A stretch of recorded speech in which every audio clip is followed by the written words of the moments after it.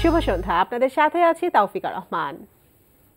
প্রিয় দর্শক শ্রোতা, জ্যৈষ্ঠের এই সন্ধ্যায় সবাইকে স্বাগত জানাচ্ছি শুভ সন্ধ্যার আজকের আয়োজনে। শুভ সন্ধ্যার আজকের আয়োজনে থাকছে চলতে থাকা প্রদর্শনী, শ্রদ্ধাঞ্জলি, এনটিভি হাইলাইটস এবং জনপ্রিয় নজরুল সঙ্গীত শিল্পী ফেরদৌস আরার সঙ্গে আলাপচারিতা। প্রথমেই চলতে থাকা প্রদর্শনী।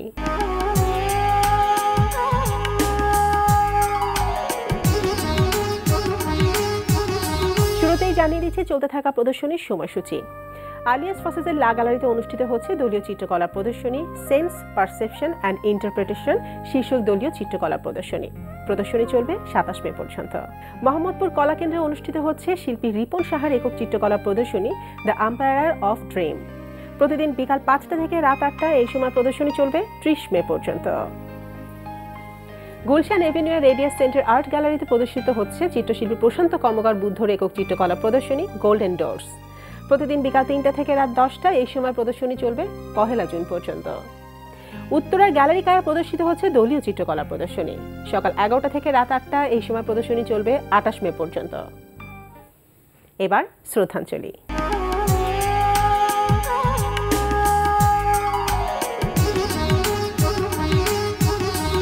বিদ্রোহী রণক্লান্ত আমি সেই দিন হব শান্ত, যবে উৎপীড়িতের ক্রন্দন রোল আকাশে বাতাসে ধরিবে না।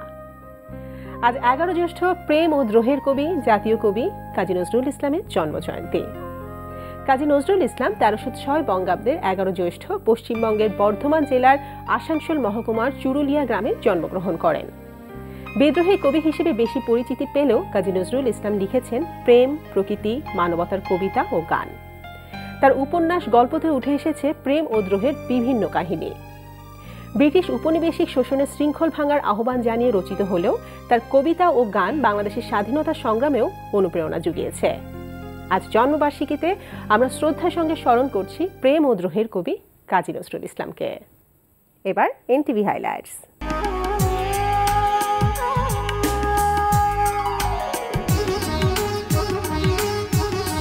এবার জানিয়ে দিচ্ছি কি কি থাকছে এনটিভির রাতের অনুষ্ঠান সূচিতে। সন্ধ্যা 6টা 45 দেখবেন হুমায়ুন ফরিদের প্রযোজনায় টুটলি রহমানের উপস্থাপনায় সেলিব্রিটি টক শো চায়ের আড্ডা।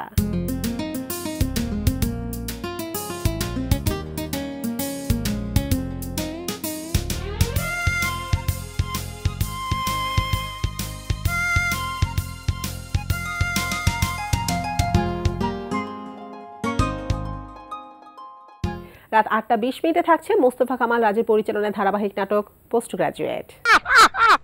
তুই তো জানো না কি অভিনয় করে করে তোমার উইক করে ফেলেছে গত 2 বছরে। তাহলে তো হয়ে গেল।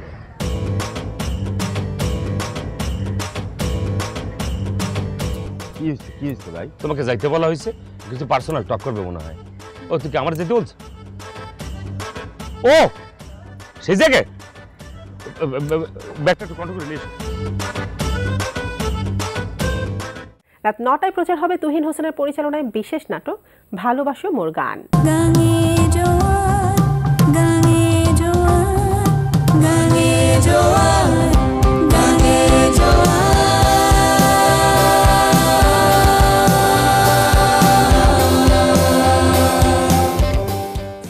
রাত 11টা 30 সরাসরি সম্প্রচার হবে জুনায়েদ বিন জিয়ার প্রযোজনা অনুষ্ঠান মিউজিক অ্যান্ড রিদম।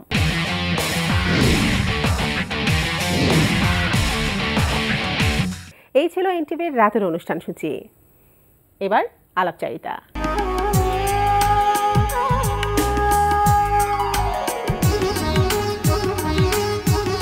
আজ 11 জ্যৈষ্ঠ জাতীয় কবি কাজী নজরুল ইসলামের জন্মবার্ষিকী।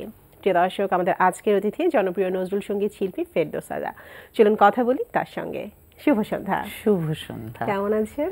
আমি ভালো আছি। আজকের একটা বিশেষ দিন, অবশ্যই তাই বোধ করে আরো বেশি ভালো লাগে। অবশ্যই আমাদের অনেক ভালো লাগছে এই বিশেষ দিনে আমরা আজকে আপনাকে পেয়েছি। তো আজকে তো আমাদের জাতীয় কবি কাজী নজরুল ইসলামের 118তম জন্মবার্ষিকী।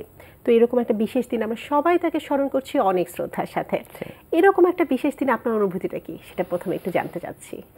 যুগ তো পার হয়ে যাচ্ছে, অনেক অনেক কাল পার হয়ে গেছে। নজরুল ইসলাম যখন তার জ্ঞান থাকা অবস্থায় বেশ কিছু গান রেকর্ড করে গেছেন এবং হাজার হাজার গান তার আছে।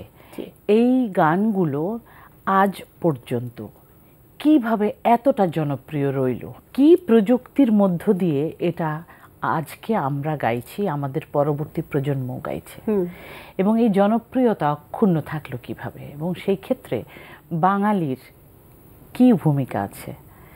বাংলাদেশের মানুষ প্রতিটি ক্ষেত্রে কিন্তু সারা বিশ্বকে দেখিয়ে গেছে দেশকে, দেশের অধিকার অর্জনে, দেশের স্বাধীনতা অর্জনে মাত্র 9 মাসের যুদ্ধে বাংলাদেশকে আমরা স্বাধীন বাংলাদেশ হিসেবে পেয়ে গেছি। আবার 52 ভাষা আন্দোলনে দেখিয়ে দিয়েছে বাংলা ভাষা, মাতৃভাষার জন্যে বাঙালি কি না করতে পারে। বাঙালির এই সমস্ত গর্বের মধ্যে আরও একটি গর্ব তার জাতীয় কবি কাজী নজরুল ইসলামের গান এবং তার সমস্ত লেখনী, সমস্ত কিছু, সমস্ত সৃষ্টিকর্ম। মাত্র 22 বছর অধিক 3-4 মাস কাল, এর মধ্যেই কিন্তু তিনি নির্বাক হয়ে যান। তাহলে দেখা যাচ্ছে এই অল্প সময়ে নজরুল ইসলাম আমাদের বাংলা সংস্কৃতিতে যে সমৃদ্ধি এনে দিয়েছেন। বিশেষত উনি নিজেই নিজের অভিভাষণে বলে গেছেন যে বাংলা আর সব যা কিছু উনি করে গেছেন তার মধ্যে সঙ্গীত এমন একটি অধ্যায় তিনি রচনা করে গেছেন যেটি জাতির জন্য একটা কিছু হবে, এবং উনি তখনই জানতেন, তখনই বলে গেছেন। তাহলে সেই কাল থেকে আজ পর্যন্ত যে প্রযুক্তির মাধ্যমে হোক এই জনপ্রিয় গানগুলোকে আজ অবধি মানুষের হৃদয়ে রেখে যাওয়া, এটি কিন্তু বড় দুঃসাধ্য কাজ। এবং এই ভালোবাসা ইথার ভালোবাসা। সেই থেকে শুরু যদি বলি, মঞ্চায়ন হতো, নাটক নাটিকাতে গানগুলো দেওয়া হতো। নিজের ফিল্মে উনি গান লিখেছেন, সুরারোপ করেছেন, অন্যের ফিল্মে উনি অর্ডারি গান করেছেন। এমনকি অবিভক্ত ভারতে তিনি সব রকম গান, তখন তো সব রকম গান, বিশেষত হিন্দি নজরুল প্রচুর গান রয়েছে। এই যে অবিস্মরণীয় একটা, আমি বলবো বিস্ফোরণের মতো উত্তর ভারতীয় ঘরানাকে সঙ্গে নিয়ে নজরুল এলেন, এবং তখন গগনচুম্বী বিশ্বকবি রবীন্দ্রনাথ ঠাকুর, বিশ্বকবি যাকে বলা হচ্ছে, তিনি তার বলয়ের চারিদিকে অনেক কবি, ভালো ভালো নামি দামি কবিরা ঘুরছেন। ঠিক সেরকম একটি সময়ে কাজী নজরুল ইসলাম এলেন, জয় করলেন এবং কবি বলে সম্বোধন করলেন বিশ্বকবি তাকে। তাকে একটি নাটিকাও বইয়ে উৎসর্গ করলেন। একই সাথে পারস্পরিক যে সম্পর্ক, সৌহার্দ্য, শ্রদ্ধা, এটাও আমরা দেখছি।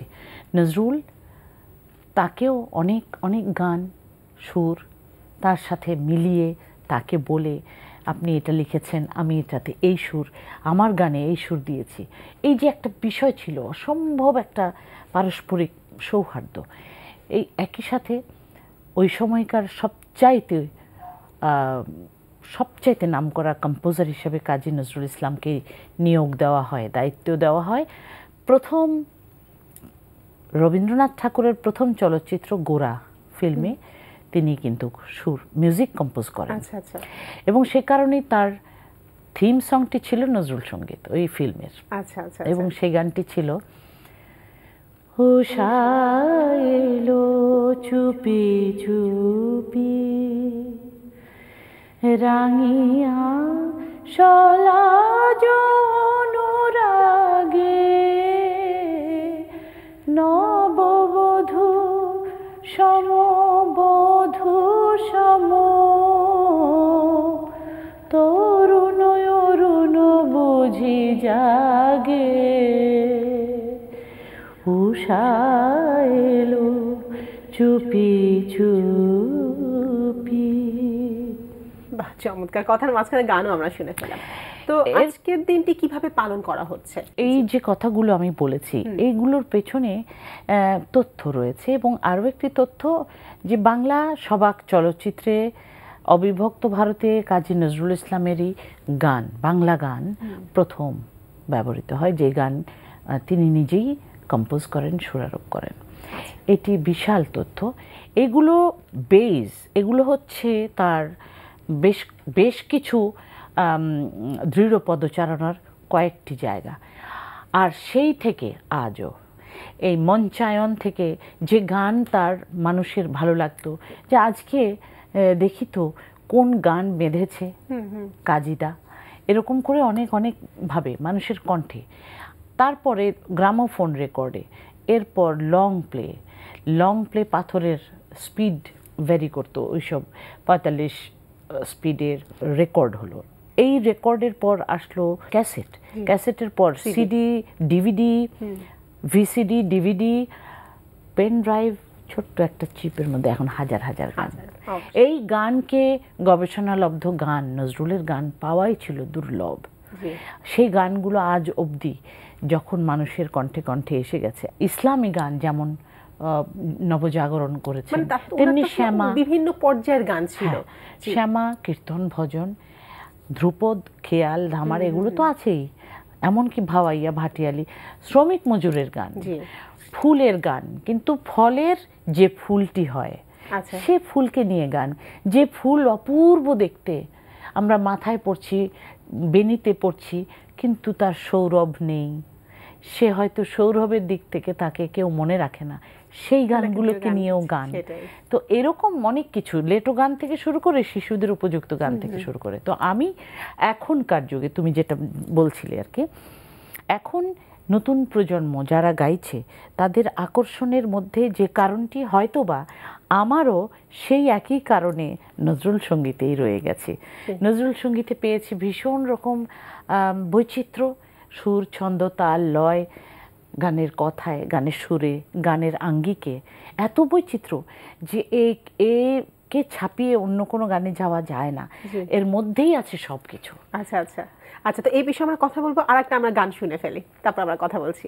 পছন্দের কিছু গান থাকে, তো ভালো লাগার গান থাকে, ভালোবাসার গান থাকে, তাকে আমরা পাচ্ছি না হয়তো, কিন্তু আমাদের হৃদয়ে তারা রয়ে গেছে। অবশ্যই, জি। সে চলে গেছে বলে কি গো, স্মৃতিও হয়ে যায় ভোলা, তার স্মৃতিও হয়ে যায় ভোলা, ও গো মনে হলে তার কথা আজও, মনে হলে তার কথা আজও, মর মিশে মোর দেয় দোলা, মর মিশে মোর দেয় দোলা, সে চলে গেছে বলে কি গো। বাহ, চমৎকার। তো এই যে বলছিলেন যে নজরুলের গানের প্রতি একটা অনন্য প্রেম আপনার ছিল, একটা অন্যরকম বিষয় আপনি পেয়েছিলেন, সেটা কি ছোটবেলা থেকে যখন গান শিখছেন তখন থেকে? গান শিখছি তো এটা তো ফর্মাল, কিন্তু আসলে ফর্মাল হওয়ারও আগে যখন একেবারে ছোট, বুঝি না যে কোন গান কোন সুর আমার কণ্ঠে আমি গাইছি, তো যেটা ভালো লাগতো তাই তো কণ্ঠে ধারণ করতাম। যখন আস্তে আস্তে বড় হয়ে বুদ্ধির বিকাশ ঘটে, তখন কিন্তু বুঝতে পারলাম যে গানগুলো আমার বেশি ভালো লাগে, তাই নজরুল সঙ্গীত, বিশেষত রাগাশ্রয়ী গানগুলো। আচ্ছা আচ্ছা, তাহলে যে আস্তে আস্তে দেখা যাচ্ছে বিভিন্ন পর্যায়ের গান কিন্তু ওনার আছে, এবং আপনি সব পর্যায়ের গান তো আপনি করে যাচ্ছেন, তো কি মনে হয় কোন পর্যায়ের গানগুলো করতে আপনার বেশি ভালো লাগে বা আপনি স্বাচ্ছন্দ্য? বিশেষত রাগাশ্রয়ী গানগুলো। আর এছাড়া তো সব রকম গান, এগুলো আসলে সময়ের ব্যাপার আছে, কখন কোনটা ভালো লাগবে। তার তো রণসঙ্গীত থেকে, উদ্যমী সঙ্গীত থেকে, কোনো অঞ্চলে বোধ করি তিনি ওইটুকু সময়ের মধ্যে বাদ রাখেননি। তো এই জিনিসটি আসলে সমস্ত প্রজন্মের মানুষ জানতে পারুক এবং সহজলভ্য হোক, এই উদ্দেশ্যেই আমি যে কাজটি করছি সেটি হচ্ছে একক কণ্ঠে হাজার গান। এই প্রয়াসে আমার সিডিগুলোর শিরোনাম হচ্ছে নজরুল সঙ্গীত সমগ্র। ইমপ্রেস অডিও ভিশন থেকে এই সিডিগুলো গত বছর বেরিয়েছে, 6খানা রিলিজ পেয়েছে, আর এই বছর এই আজকেই নতুন আরেকটি সিডির মোড়ক উন্মোচন করলাম। তো সেখানে কোনো সব পর্যায়ের গান থাকছে?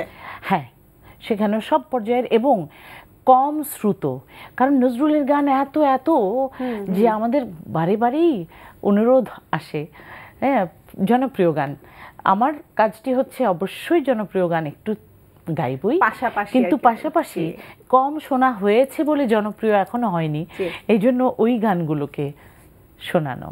আচ্ছা, তো সেক্ষেত্রে সময়ের পরিবর্তনের সাথে সাথে এখন নজরুলের গানও হয়তো কিছুটা পরিবর্তন হয়ে যাচ্ছে। এখন আমরা বিভিন্ন চলচ্চিত্রে নজরুলের গান পাচ্ছি, কনসার্টে গান পাচ্ছি।